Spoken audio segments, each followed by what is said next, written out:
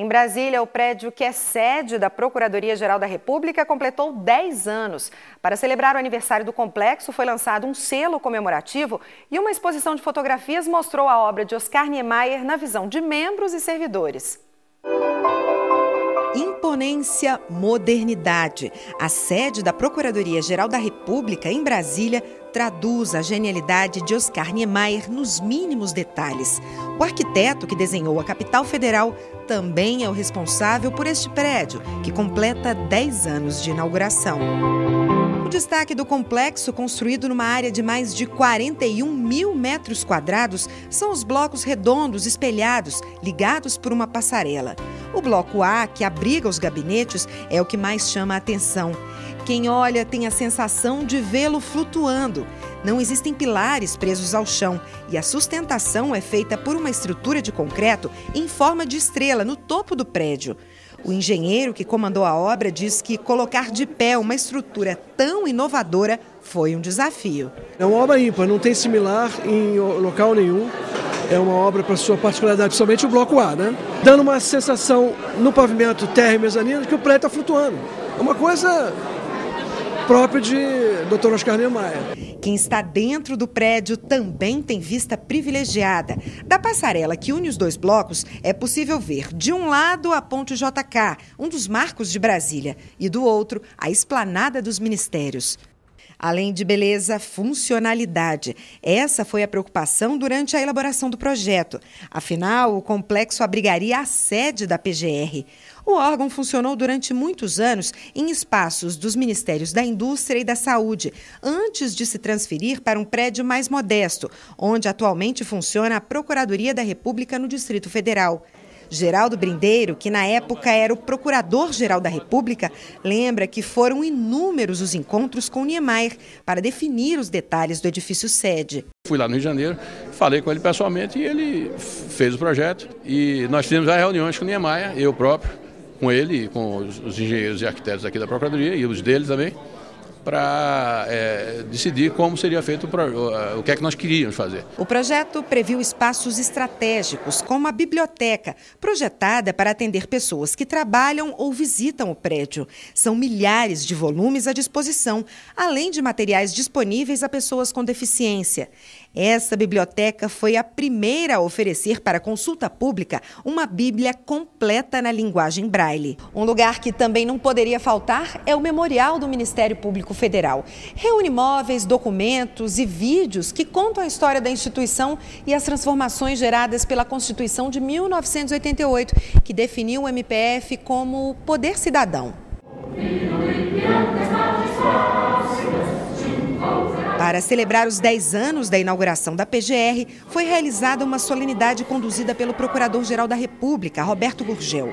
A ocasião contou com o lançamento de selo personalizado e carimbo comemorativo criados pelos Correios, além de uma exposição de fotos do prédio, desde a sua concepção até hoje. Sob as lentes de membros e servidores, o complexo foi registrado nos mais diferentes ângulos. Um cenário que já se tornou cartão postal da capital do país. Eu acho que esse prédio ele adquiriu um valor simbólico. Ele hoje simboliza a importância da instituição do Ministério Público na nossa República. É algo que se incorporou a Brasília e, neste sentido, de um símbolo de que aqui funciona uma instituição importante para a democracia, importante para a República e que tem prestado serviços muito importantes à sociedade brasileira.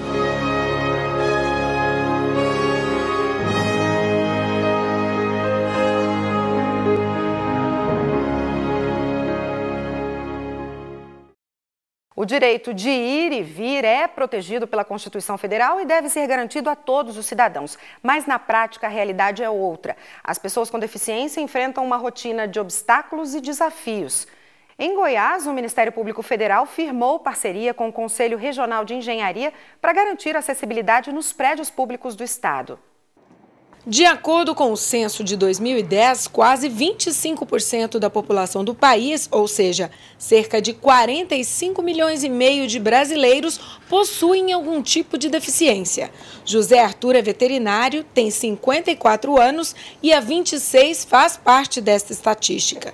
Desde que sofreu um acidente de carro, teve que se adaptar à vida de cadeirante e aprender a lidar com limitações, entre elas a falta de acessibilidade. A principal dificuldade são as barreiras arquitetônicas, que ainda estão muito presentes na cidade. Houve uma melhora muito boa nos últimos 20 anos, mas ainda nós temos problemas sérios com as calçadas irregulares.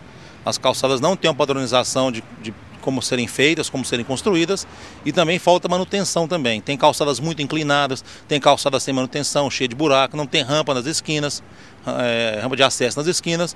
Isso dificulta um pouco quando a gente quer andar um pouco a pé, não dá para ir de carro em algum lugar.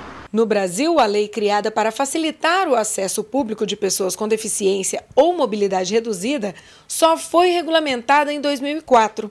Apesar da quantidade de barreiras que ainda precisam ser transpostas, o advogado da Associação dos Deficientes Físicos de Goiás acredita que a iniciativa é válida. Toda lei que realmente vem para influenciar a inclusão, banalizar e erradicar qualquer forma de discriminação, ela é de grande valia e de grande ajuda. Boa parte das reclamações de quem precisa da lei da acessibilidade se refere às condições do transporte público e das calçadas. O buraco que está na calçada, muita coisa que precisa melhorar. É muito difícil, porque os ônibus não estão tendo rampa, né? Então está muito difícil da gente andar sem ônibus, sem rampa. Esta dificuldade de acessibilidade não está só nas ruas da cidade. Ela também se estende a prédios de órgãos públicos que muitas vezes não oferecem a estrutura necessária para pessoas com deficiência física. E é aí que o Ministério Público Federal está entrando em ação.